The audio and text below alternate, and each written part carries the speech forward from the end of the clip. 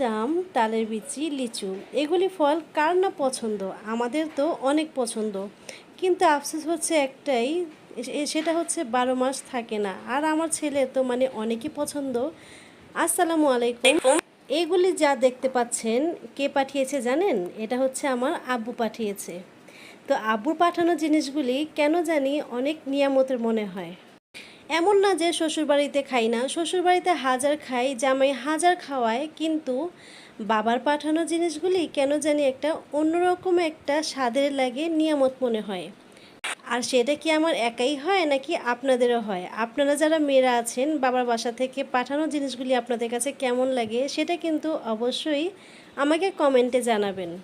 আল্লাহ তাআলা সবাইকে এই সুখ পাওয়ার তৌফিক দান করুক।